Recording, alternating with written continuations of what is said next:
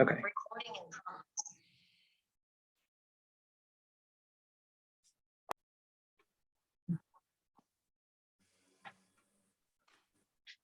All right. Recording in progress. Okay. We are live on Facebook. And nationwide. Nationwide. Nationwide live on and nationwide. Michael, thank you for joining us this morning. This is an event, maybe the biggest event we're doing this year for our virtual ComiConway. It's our 10th anniversary. And we are so thrilled to have you here today. Someone I've been reading for practically my entire life.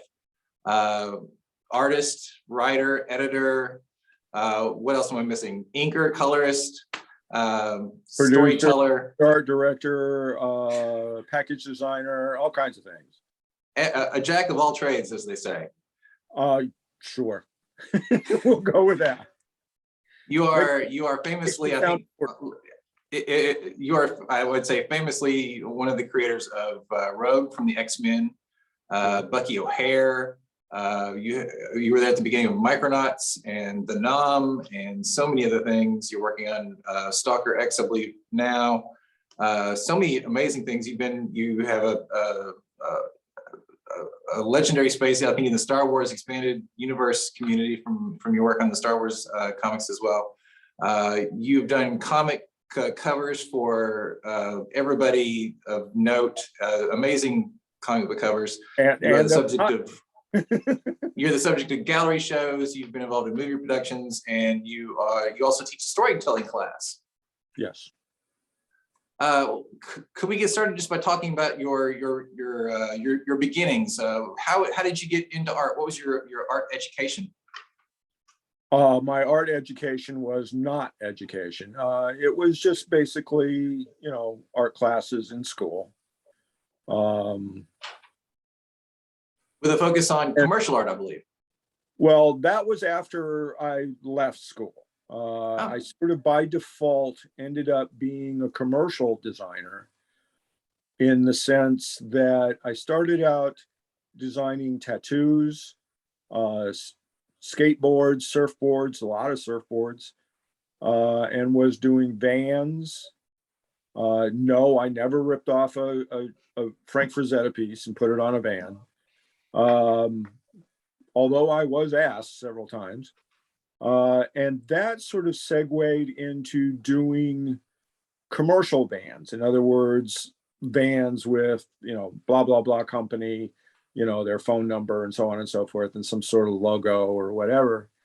And then that turned into doing storefronts. Was designing a lot of storefronts. I doubt seriously any of them still exist, so don't bother looking for them. Then that turned into newspaper advertising, and then that was magazine. Then it went to magazine in-house work. Was doing in fact, several of my largest clients were in-house. What I refer to as in-house design work, doing their brochures, doing their monthly and yearly statement pamphlets, their product pamphlets. I did a lot of product presentation for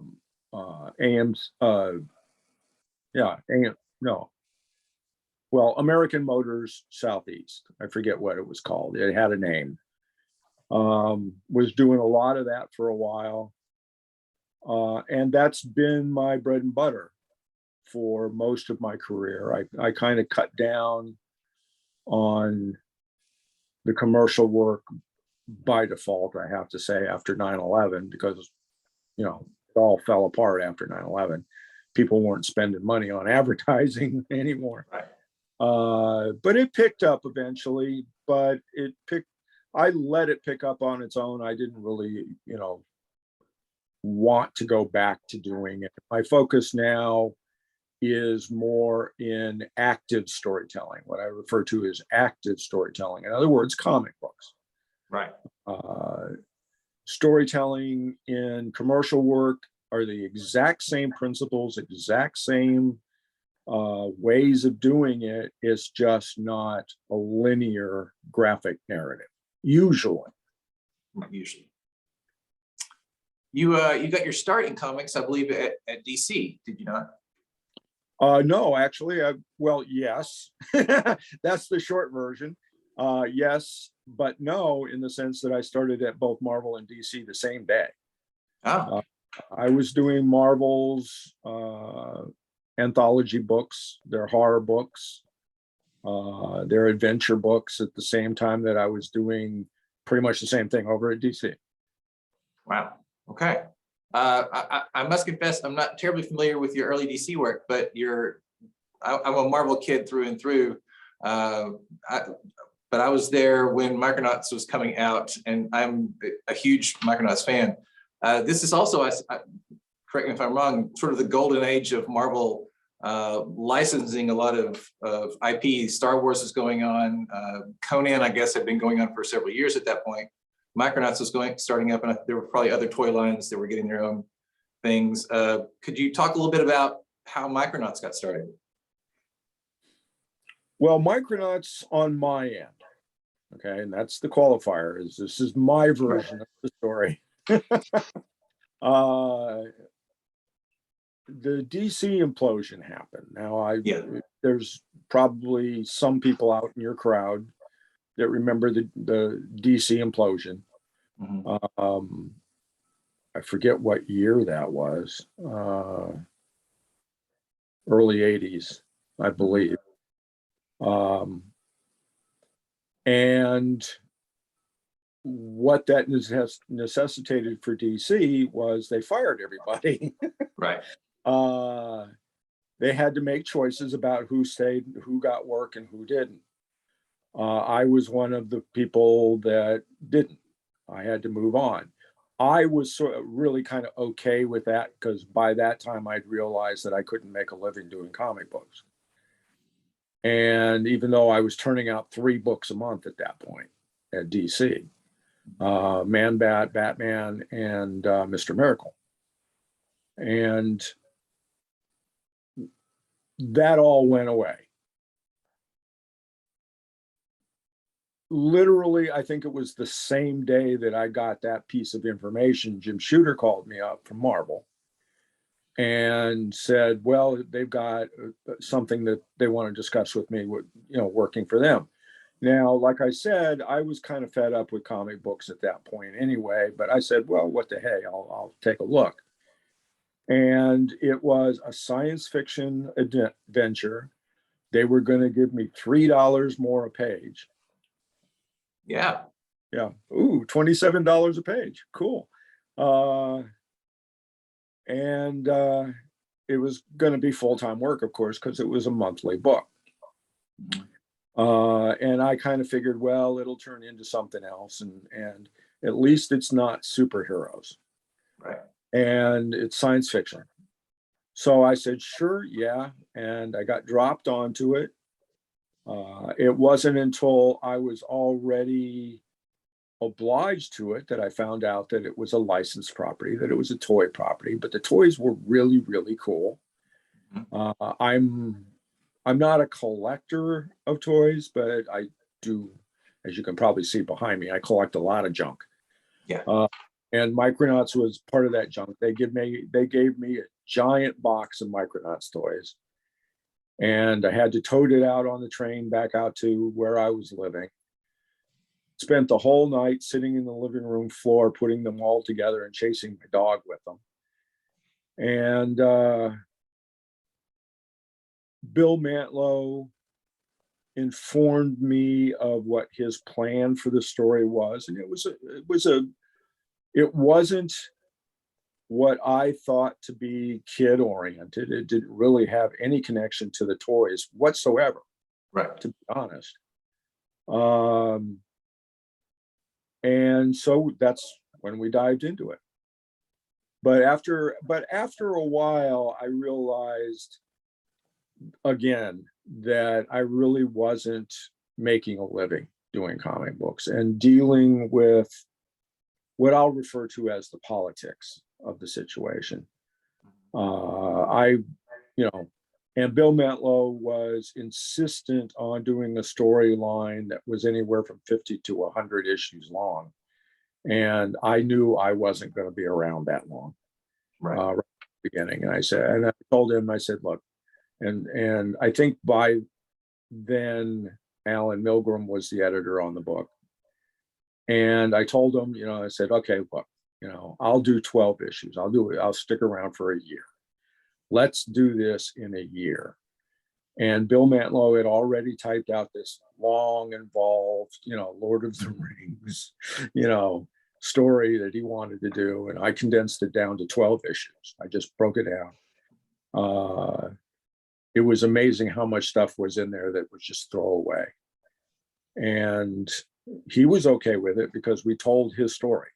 That first 12 issues is Bill Mantlo's story, but it's Bill Mantlo's story cut by a third or by a quarter.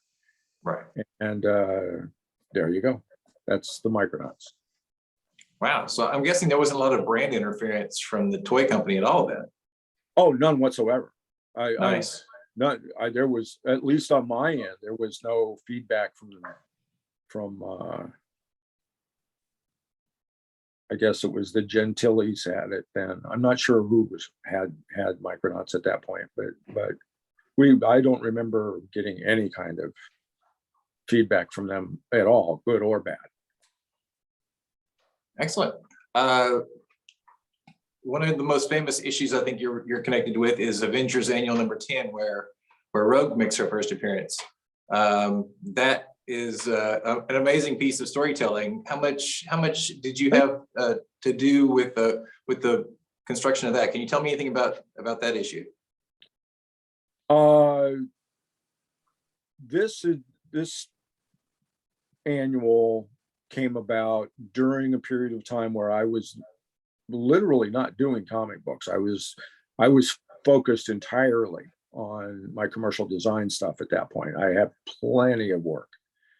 But the thing is I was farming some of that work out to other people.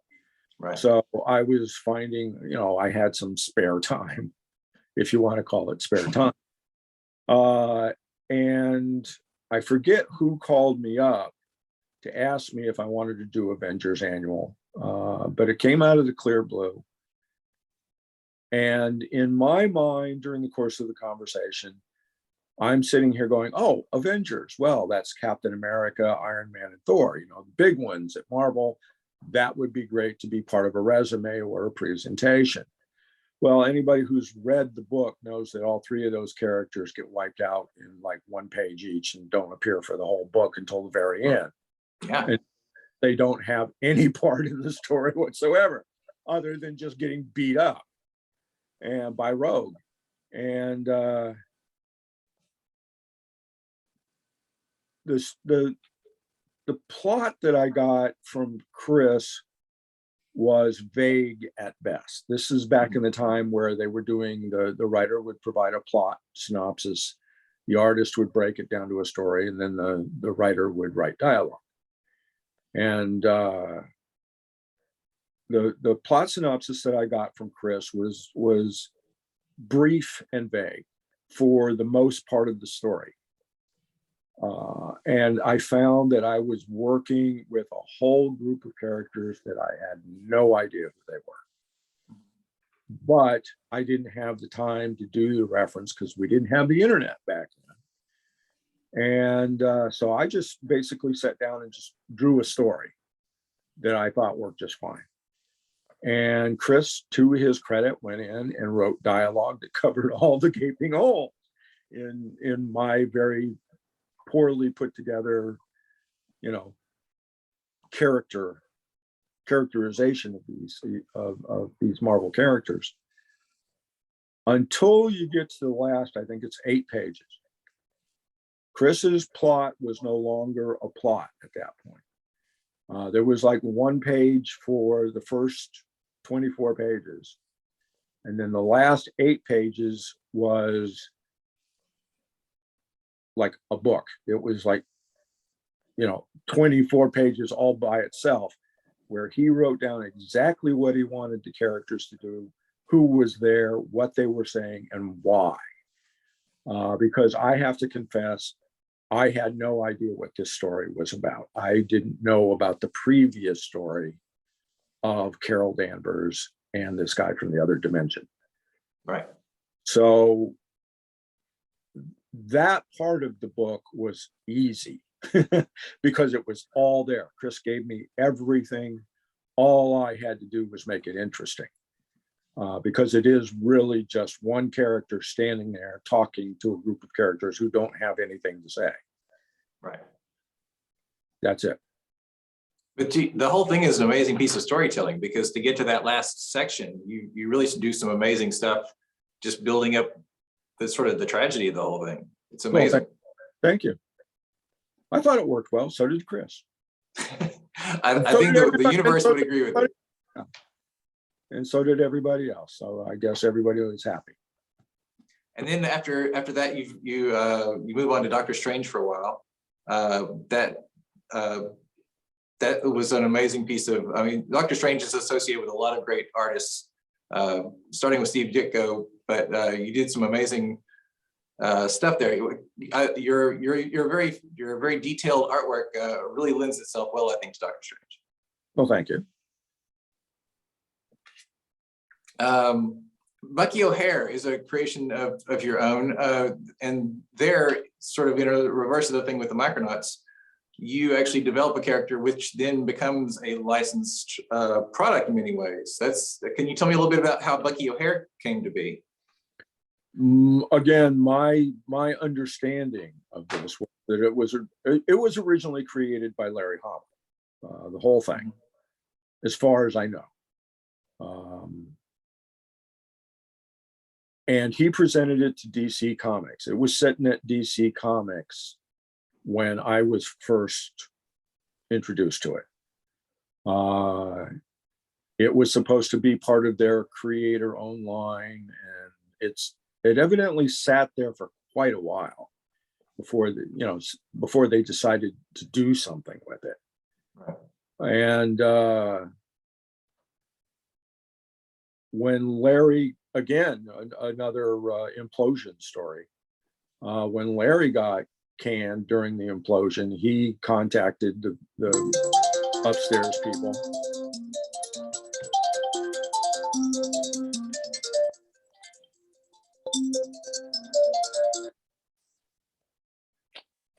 Intrusive technology, tell you. So he contacted the people upstairs at DC who were waffling on all of this and said, well, are you going to do something with it or not? And again, they just said, well, we're considering it, blah, blah, blah, blah, blah. And he just pulled it. He took it. He was working at Continuity. He had an office at Continuity, Neil Adams' company. And Neil was at that time going to start up his publishing venture. And Larry was interested in taking it over and letting Continuity do something with it. They brought me in on it. I'm not sure why, but it was something that interested me. It was it was definitely not superheroes, and it was science fiction, but it was science fiction with a twist. Yes. And so that's how I became involved with it. And it took 10 years, but eventually it was licensed and made into toys, made into a TV show. And we made a boatload of money on it for a while. And then it went away. Now another company has it, and I'm not sure, how they're proceeding with it because I don't have anything to do with it now. But there's the Bucky O'Hare story. And it lets you tell some really different stories than maybe you've been doing with Doctor Strange and things like that. So what? Again? The science fiction stuff, it really lets you tell it really opens up a different thing than superhero stuff. capes and tights and stuff like that. Yeah, it does. I have to confess, well, I didn't grow up reading comic books. Comic books were hard to come by where I grew up. And most of those books were what my mom bought from the Salvation Army in a box of, like 1,000 comic books, at 2 cents each, put them in the back of the car and keep us quiet on long trips.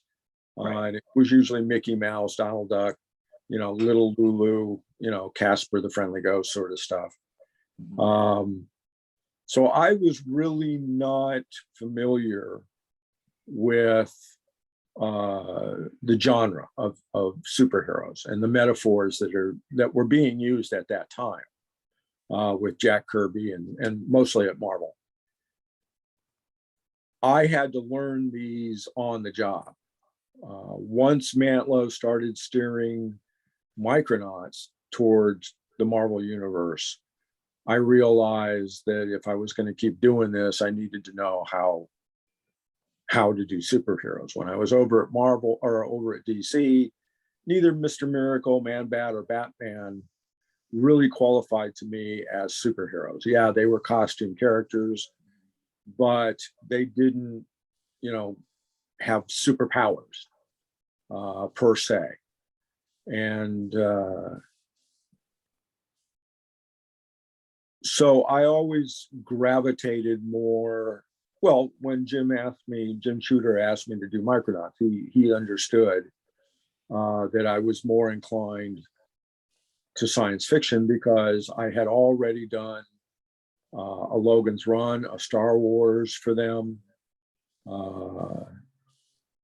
So they already understood that my superhero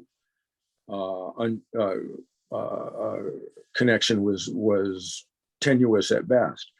That changed over the years because, of course, then I had to learn how to do this, and especially when I was doing cover almost exclusively cover art, because you've got to have a specific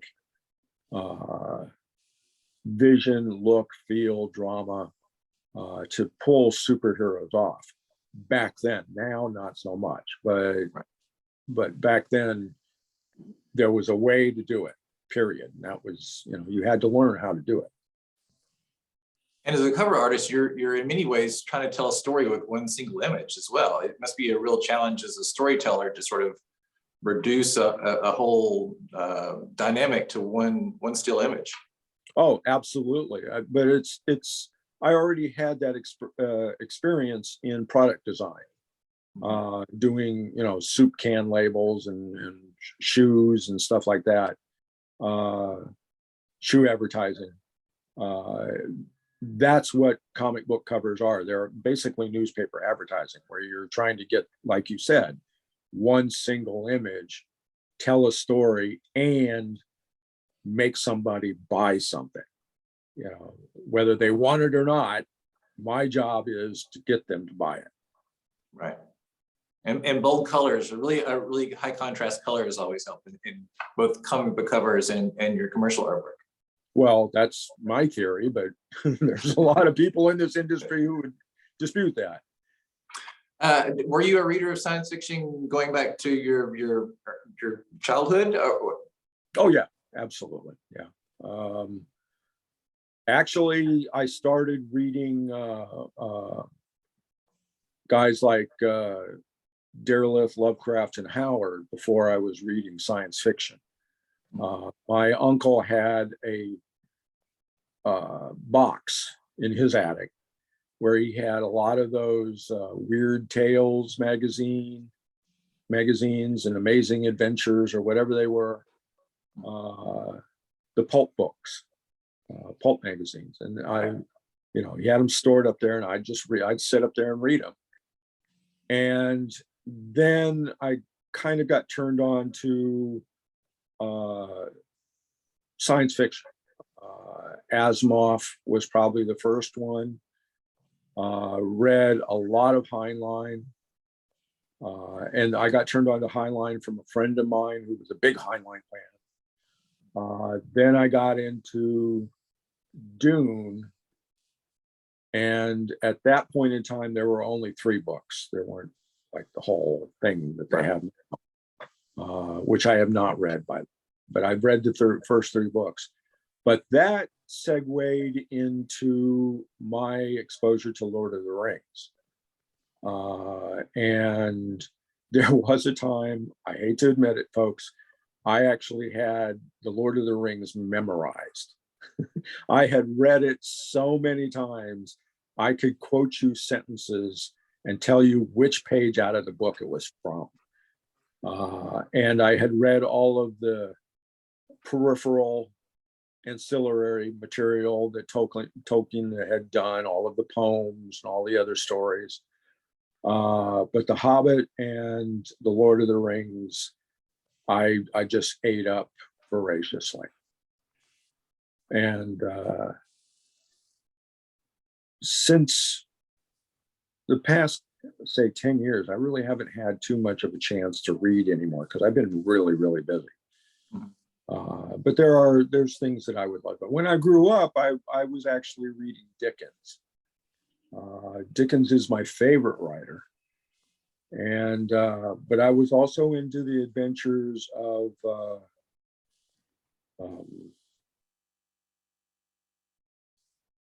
Sherlock Holmes. Who's the writer? Arthur Conan Doyle. Thank you. Boy, that was a complete mind fart. Sorry about that. No problem.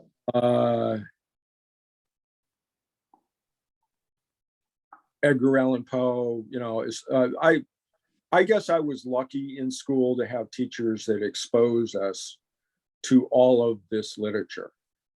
And I read the Odyssey, the Iliad and the Odyssey several times, different translations of it. And I wish I knew Greek. I'd like to read it in the original. And but that's my exposure to it, and so it's probably why I'm not that much into superheroes, because superheroes, again, then in the 70s and 80s, was a genre that was unique to itself.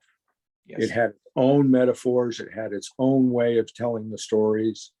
The characters weren't just soap opera, they were bombastic. They were meant to be over the top. And the only artists and writers, that did it well understood that. That's an excellent thing to give me a segue into asking you about the Nam. The Nam, when I was reading books in the 80s, I wasn't really aware that there was a rich history of war comics and things like that. But the Nam was something that seemed really unusual for somebody who was largely consuming capes and tights and stuff like that. Can you tell me a little bit about how you get something off the ground like that at Marvel Comics when this is seemingly a huge departure? It's very realistic. It's an event many people, maybe even buying the comic, had lived through. Well, to be honest, to understand how that comic book came about, you really need to talk to Larry Hama or Jim Shooter. Mm-hmm. And both of them have different versions of the story, by the way. Terrific, even better. So that'll be an interesting conversation. On my part, I had already been working on Fifth to the First for Savage Tales, the black and white magazine. Right. And again, as long as it wasn't superheroes, I was a happy camper. And this was military history. This was not Sergeant Rock. Right. And I mean, nothing disparaging to, anybody who worked on Sergeant Rock, but Sergeant Rock was just shy of being superhero. Yes. And it was more impressionistic version of war than what we did with the Nam. The Nam was in your face, this is how it happened sort of thing. And the Fifth of the First I had a lot of challenges as to how to draw things that I've never drawn before. And those are the kind of jobs that attract my attention. I go for the challenges, which you probably have already figured out with Micronauts, Bucky O'Hare, Yes. Man-Bat. It's like, how do I make this work? What is it that makes this story, this environment, these characters real for the reader? And Fifth to the First was the first challenge because it was in black and white. I think in color. It was very difficult for me to translate what I had in my mind onto the page. And sometimes it worked, sometimes it didn't. But because I was doing Fifth to the First, like I said, now somewhere in there, Jim Shooter and Larry Hama are the guys to talk to. And all of a sudden, the nom sort of just landed in my lap.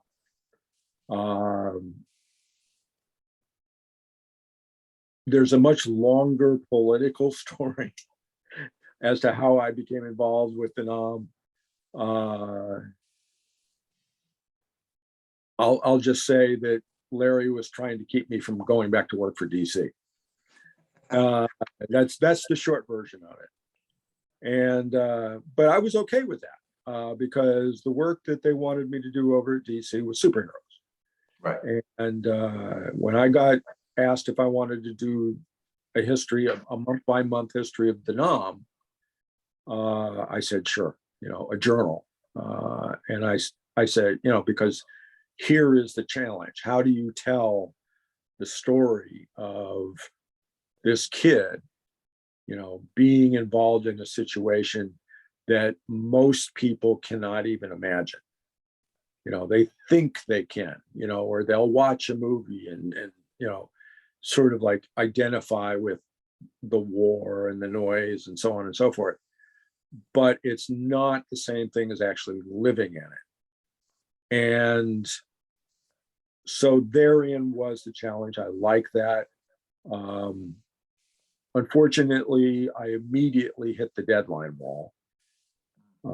And so after a couple issues, I was obliged to just do the storytelling, not actually do the artwork, doing breakdowns or doing layouts, as opposed to doing full pencils. There was actually only a few issues that I actually did full pencils on. But again, to somebody else's credit, meaning Larry Holland, he got guys who were more than capable of coming in and filling the shoes to make the thing work. And it really was all just about storytelling. It really wasn't about the artwork. It was about telling the story about Ed Marks, period. And with the breakdowns, that's all. Other than some dramatic lighting or whatever that was necessary or missing. That's what that book was about. It wasn't about John Wayne-isms. Nobody was walking around with belts of ammo draped around them trying to run. Right. Think about that for a second, folks. Sergeant Rock must be really, in shape. He was walking around with 50 caliber belts of machine gun ammunition draped on him, and he's running around fighting a war. Okay, good luck. Still, I mean, the amount of detail you put into every single panel really, I mean, that serves the story to a tremendous degree. I mean, I know a lot of people simply sort of run through the word balloons and the basic plot, but I mean, you really pack a lot into the artwork of these things, and I think that really serves the story tremendously. And with the nom, you're actually working on an actual place as opposed to the microverse or outer space or something like that. And it must have been tremendous to actually have to get in there and get all those details right. It was important, to be able to pull this off, to get the main details accurately as much as possible. You know, you couldn't just draw a square box and call it an M113. You actually had to draw an M113. Right. And if your drawing skills weren't up to it, it wouldn't be believable. The same thing with the weapons, you know. There's a very, what people would consider a minor and obsessive detail in the flash suppressors on an M16 from 1968 to 1969, actually. They changed. And only those people who experienced that actually realized it when they were looking at the artwork. And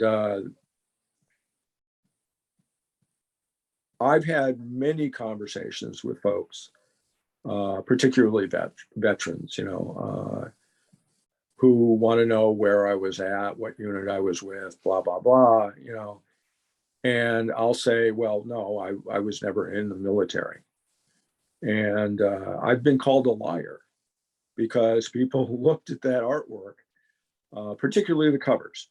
The covers are where I really busted my nut to get a real impression of what this police action was all about. And they would be looking at those details and tell me, you know, it's like, there's no way you would know this without actually being there.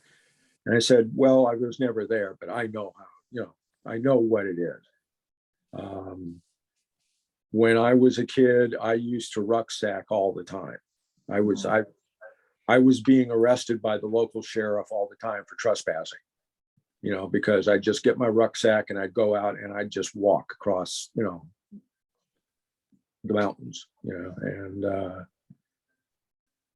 I know what it's like to carry 60 pounds on my back for a long period of time. I know what it's like to shoot, you know, automatic weapons. I've done it. And I know how to disassemble them. I know what it takes to clean them. I know, you know,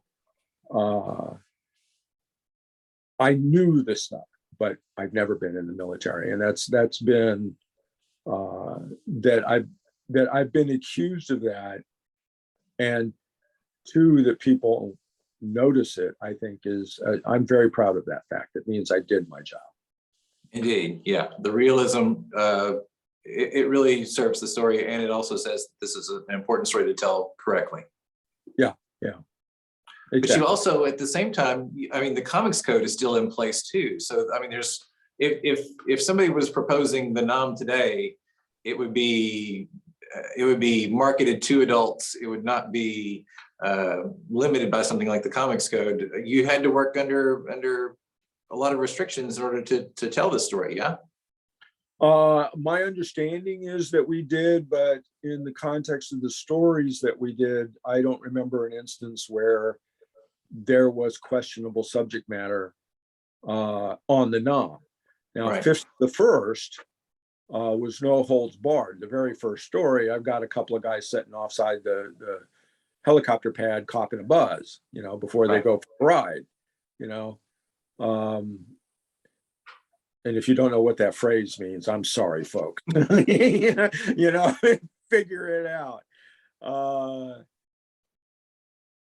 The fifth to the first, I'm in retrospect, I'm really kind of sad that that book, that magazine went away, and that I couldn't do more of the fifth to the first stuff. I think the fifth to the first was actually more important than the NOM because it was a more realistic look at what was going on in country. But, you know, in the book, in the comic book, the NOM comic book, they covered the ground. You can't fault them. They, even under the restrictions of the comics code at that point, you know, there was no drug use. There was no, you know, hanging out with prostitutes, you know, the typical war stuff. just wasn't there. And it didn't really play into that much into the stories that were being told. Should have probably, but since I was working on a story that took place before Tet, I think it was 66 is when my version was there. The things that were endemic to 1960s American society weren't that prevalent in Vietnam yet. So it really wasn't that much of a part of the story. It wasn't until you got the stoners and the lazy kids and the people who seriously didn't want to be there. You know, that's when they got there, and that's when the really interesting stories of our experience in Vietnam, you know, took place. But we did our best, and everybody liked it. Yeah, it's fantastic. Later on, you would then go back to DC and serve as an editor there. Yeah. Yeah. Special project. Special projects. So you weren't tasked so much with superheroes, maybe? Yes, actually, I was. What we were doing, I was attached as special projects editor. I was attached to a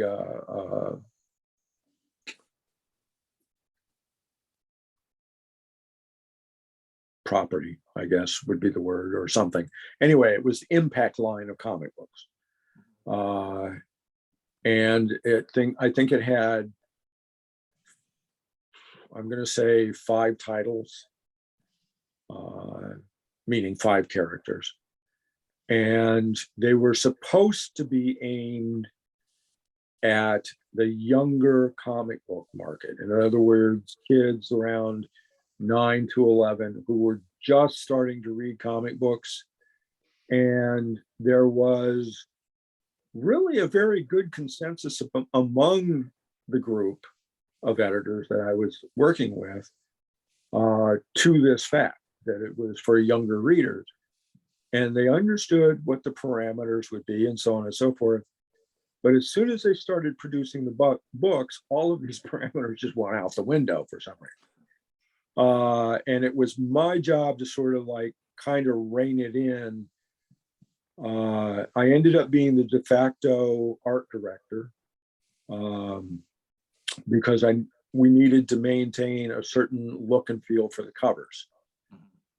Before I came on, we were getting pastel blues and pastel reds. After I came on, we got 100% color. And it started to sell extremely well because it was attracting attention off the stand. I was also kind of helping out with the Star Trek books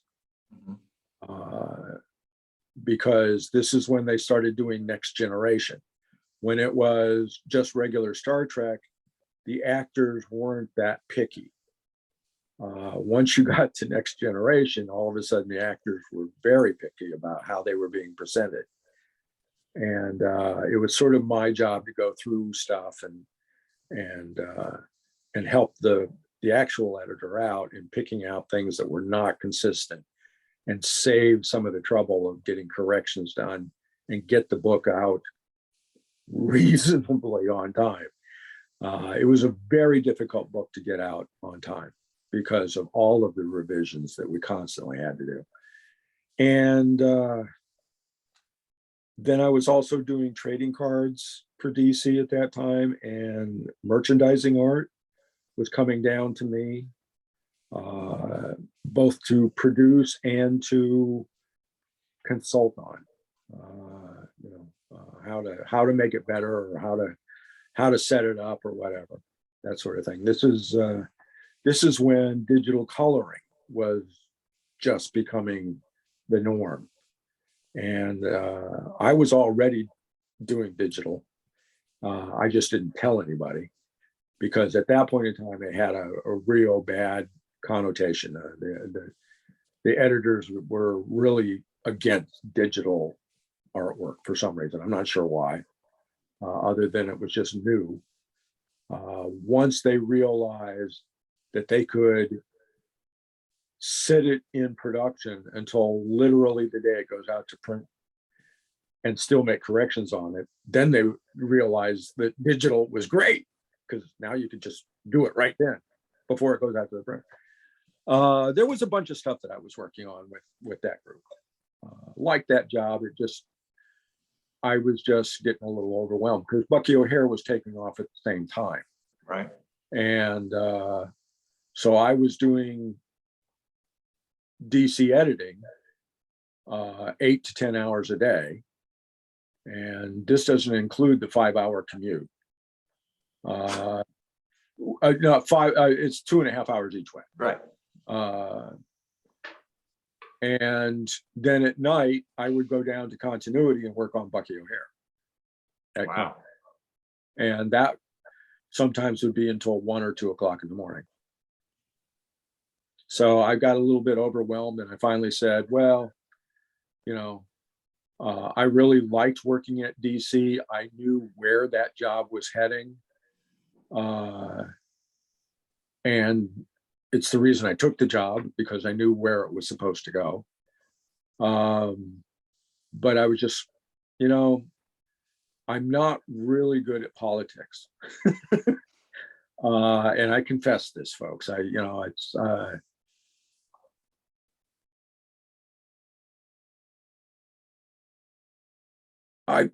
guess I'm some sort of like social retard or something, because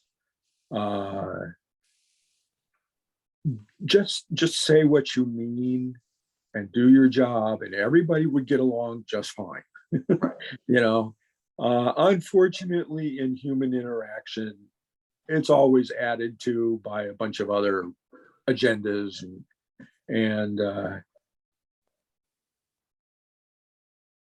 it makes for not only uncomfortable social situations, personal situations, but it really does compromise a company's efforts to work efficiently.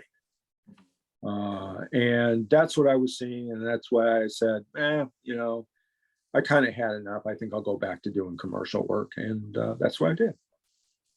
I was going to ask you eventually about the move to digital in your industry. I'm pleased to hear that you were an early adopter. Oh yeah, I was on it probably. Well, I saw what Olaf was doing on Akira, and although it didn't really strike me as effective. Mostly because of Otomo's artwork, I think, but I realized that this was the next wave. I mean, I realized that right off the bat. And anybody who knew me back in those days knows that I was constantly saying, if I could do all this work myself, I would. Because the collaboration effort with people who are not qualified to do their jobs or have a different agenda always were a hurdle that was difficult to overcome. Right. And so when desktop publishing came along, I was one of the first guys to jump on it. I was doing digital like right from the word go. It was probably at least 5 years before somebody actually asked me if I was doing the work digitally. And I'd been doing it, for 5 years. And somebody finally just asked me, it's like, well, are you working on a computer? How are you doing this? And I said, yeah, I've been working on a computer, the whole time. It was in the course of telling this editor how to, set this up in a Photoshop file, because back then computers had the memory of probably your cell phone, or less actually. So if you had a huge file, if you had a file that was more than 20 megabytes, like if you had a lot of layers and background and so on and so forth, you had to break the file up and send it to the printer individually and let them composite it. And that's how it came up. He asked, like, well, how did you know this? You know, and because I was handing him this file that was already broken up. And that's when I had to confess that I was working digitally. And I prefer to work digitally for many, many reasons. But if the client wants an original, a hard copy piece of artwork, or that's the only way to achieve the look or the feel of the product that you want to produce. In other words, like if you need to produce an acrylic painting, yes, you can do that in Photoshop, but it's not the same thing. You don't get the light variations. You don't get the color tones. So you kind of have to do a hard copy piece of artwork. And that just, you figure that out as you go. But I prefer digital simply because you can control it. What you produce in the computer is exactly what gets printed, as long as you've set all your preferences correctly. And that's where a lot of people kind of screw up with Photoshop, is they don't know that they're supposed to set their preferences. And then they wonder why their work looks like crap when it gets printed. The people at Marvel and DC, of course, their production department have got all of their computers already set up. So all you have to do is produce the work for them, basically. But even then, there's corrections. I just did during the shutdown, I did a cover for DC. And I was working on my iPad. See, here's more digital technology. I had to work on my iPad because where I was at, I couldn't do anything. I could produce a hard copy line art, but I couldn't do color unless I did everything on the iPad. And so I did everything on the iPad, turned it in. Well, come to find out, the program automatically changed everything over to RGB. Sorry, folks, I'm going to speak in code at this point. Go ahead. It just automatically switched everything over to RGB. Now, normally that's not a real problem. They can shift it back to CMYK when it goes into production, except that I use a lot of red in my work, a lot of 100% red. Yes. And in CMYK, that's how it produces. It's MY. That's it. 100% magenta and 100% yellow, and you got red. In RGB, it adds a K-tone, which rears its ugly head as soon as you switch it back over to CMYK. So when it got over to DC, they're going, oh man, this is like really dark. We can't really do this. So we had to do a bunch of, digital playing with it to get the color. And I don't know who did it at DC after I gave them the directives, but they did a really nice job. And so there we go. But that's the great thing about digital technology. Everything is right there in front of you. All you got to know is how to use the tool. Has the move to digital changed what storytelling is in the medium? The short answer is no, because storytelling is storytelling. Mm-hmm. I know that's very pretentious of me to say that, but I totally do believe that storytelling is storytelling. You're giving information in a linear narrative to a reader who has never seen any of this stuff before. So the information that you're putting down is got to accommodate that. Now, with the added advantage of digital is that you can push a background back in behind the characters. The old way of doing that is, well, there wasn't an old way of doing that unless you wanted to do overlays, and even then that wouldn't really work. because they didn't have access to the color palette that Photoshop has. That enhances the storytelling in the sense that it cuts out all of the extraneous stuff without actually compromising the setting, Right. which might be important to the context of the story that you're telling, but not necessarily to the visuals. So, so digital makes for really good, is a really good storytelling tool. And of course, then there's the special effects that you can do, like when a superhero, barfs out a ray blast to destroy, the Monkey King. The old way we used to do it was just like with lines or, some sort of lightning or whatever. Now you can really do a lighting effect, and it's much more dramatic. It serves the purpose much better. Can you talk a little bit about Stalker X? You mean Spartan X? Spartan X. Yes, sorry. It's been a long day. Spartan X. All right. What do you want to know about Spartan X?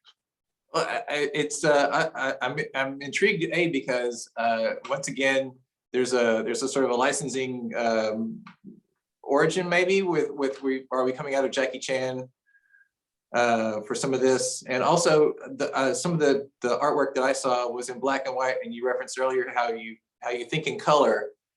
So how do you deal with maybe working in a black and white media? It's difficult for me. I have to, distill an image down past the color. What I mean by that is, for instance, if I'm drawing a guy in a business suit, if I'm thinking in color, he's wearing a gray business suit. Right.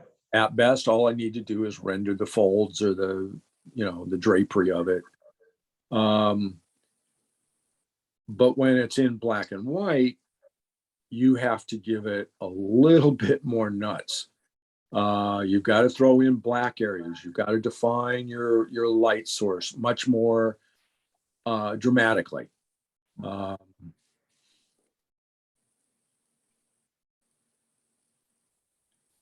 That's basically it.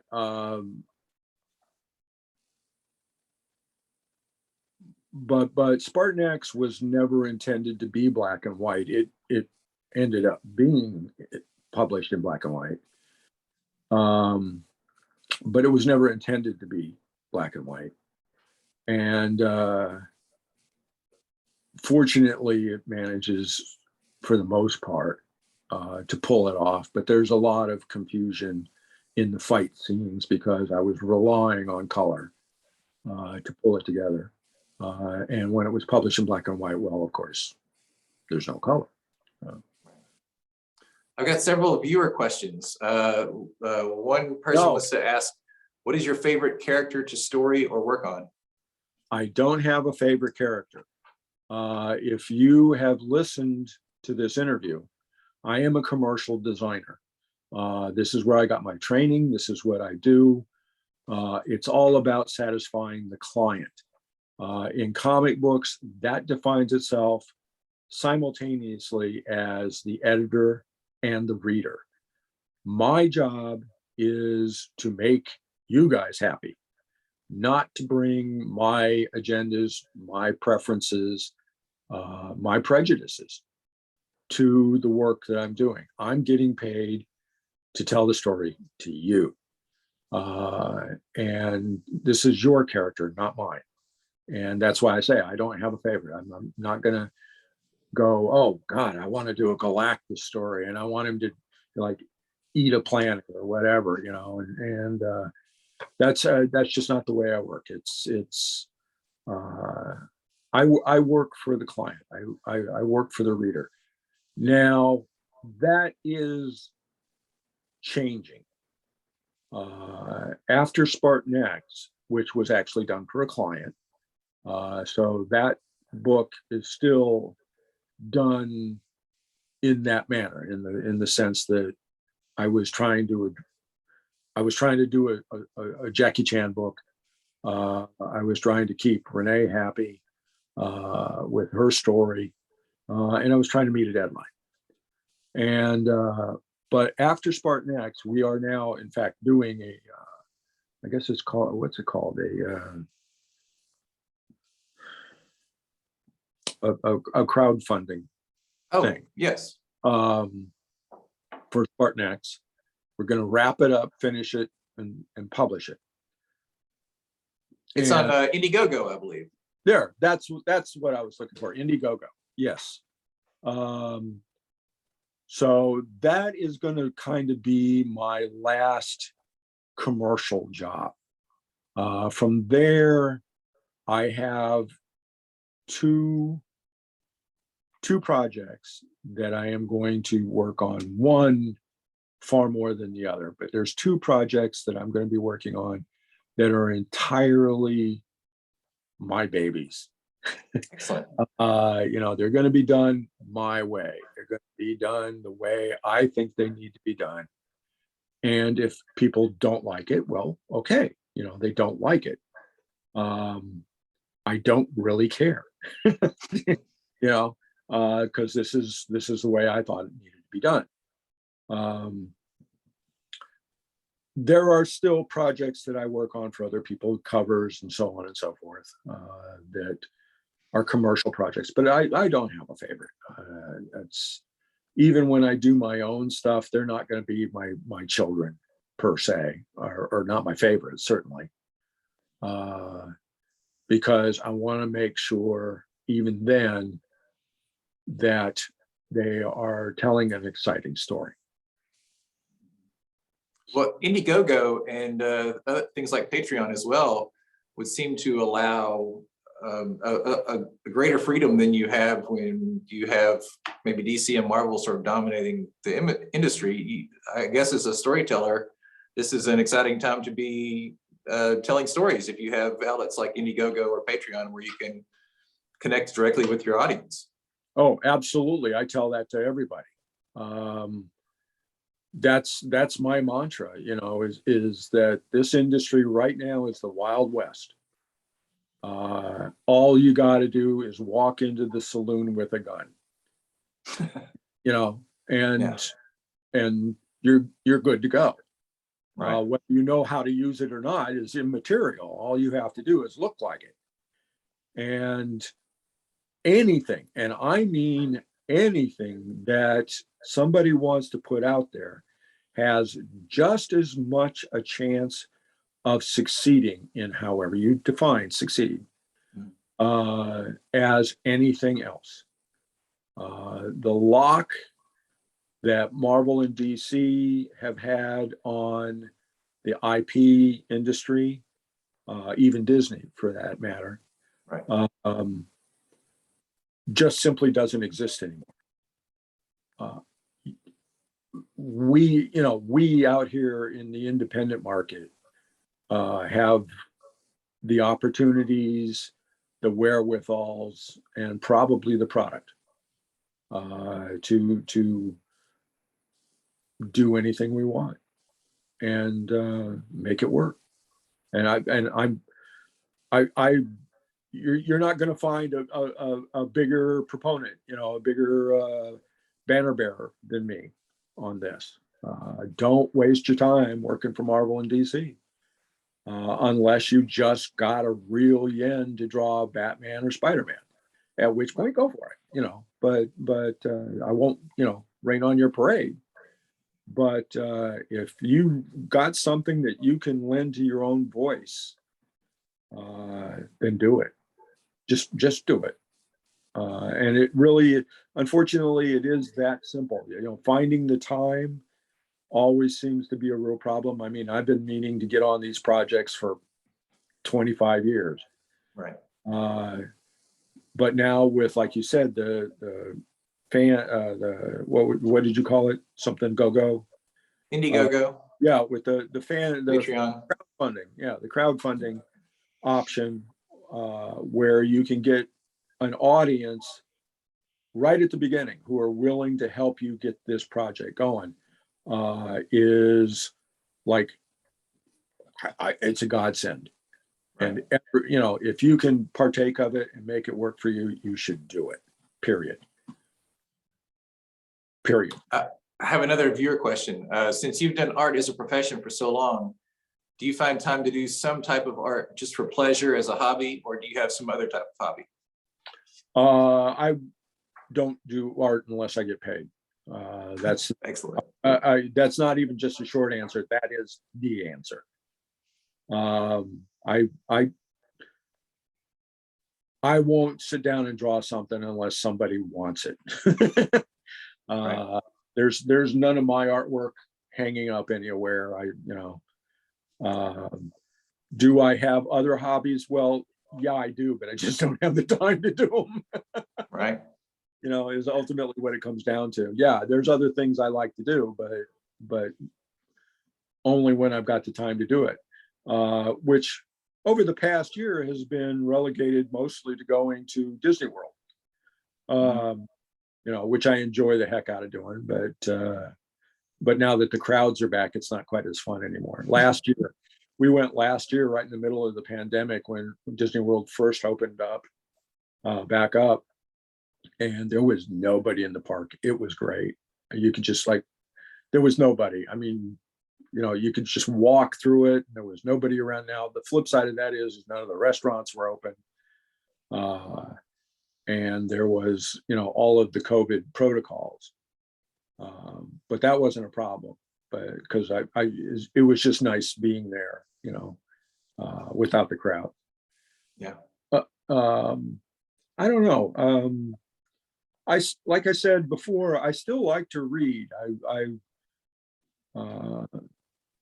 I would like to pick up some of the novels that I've got, that I've read as a kid, reread them, and familiarize myself with these. But again, just don't really have the time. Right. I used to like building models. That was actually kind of a passion. I in fact, was a scratch builder at one point. If you don't know what that is, look it up. And just create my own models.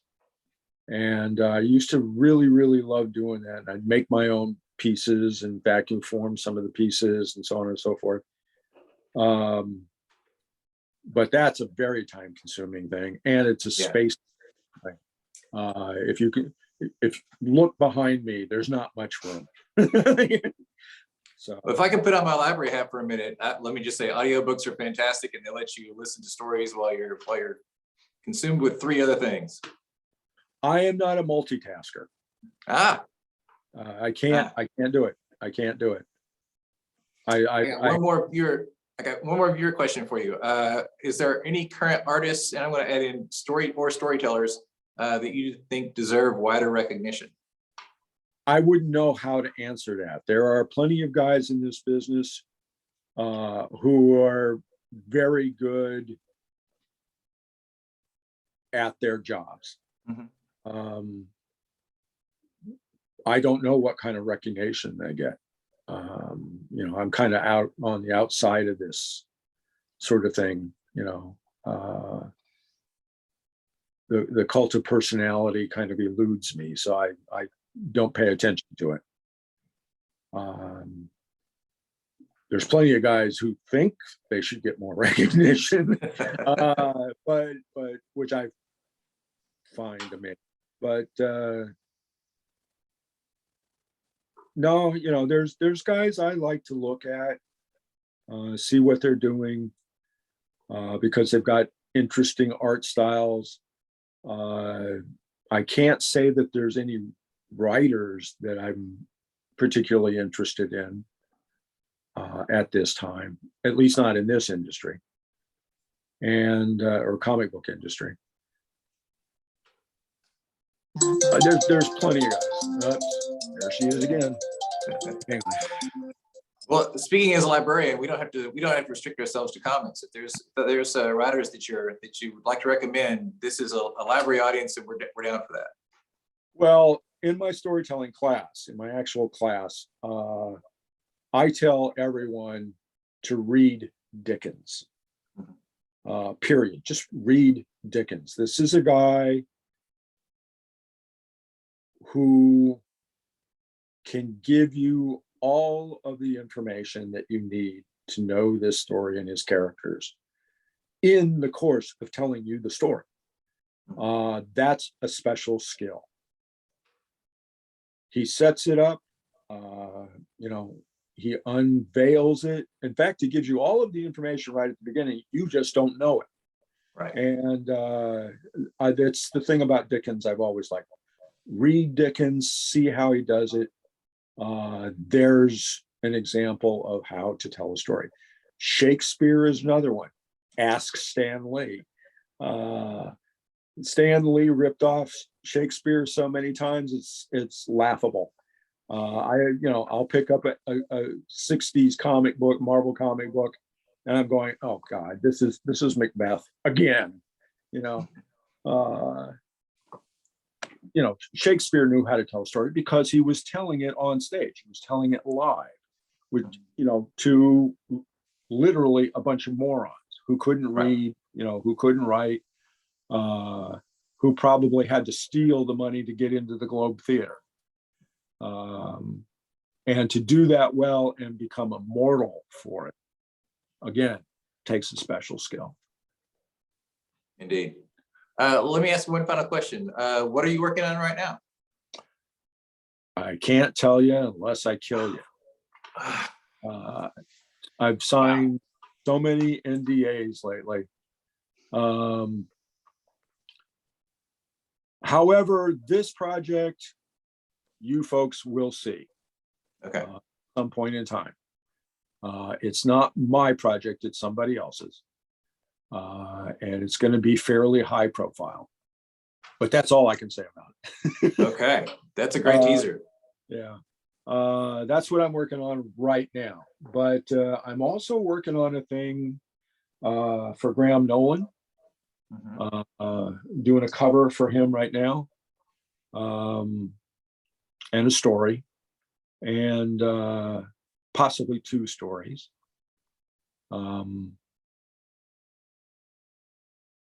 And then, of course, there's my projects, and then there's wrapping up Spartan X. Yeah, I'm pretty darn busy, is what it comes down to. Yeah, I've got a bunch of stuff, and I'm going to shows. We never stopped going to shows during the shutdown. We were still doing shows. We were still doing store signings, and you just have to learn what the rules are. Cover your face and wash your hands. And everything will work just fine. I look forward to the day when we have you back down to Arkansas in person. Sure. Yeah. We were just where were we in Arkansas just lately this year, I think. I don't know. But anyway, it all blends together after a while. I bet. Thank you so much for joining us this morning. It's been a real pleasure. You are quite welcome. Thank you for inviting me. And have a wonderful day. That's the plan. You too. Thanks.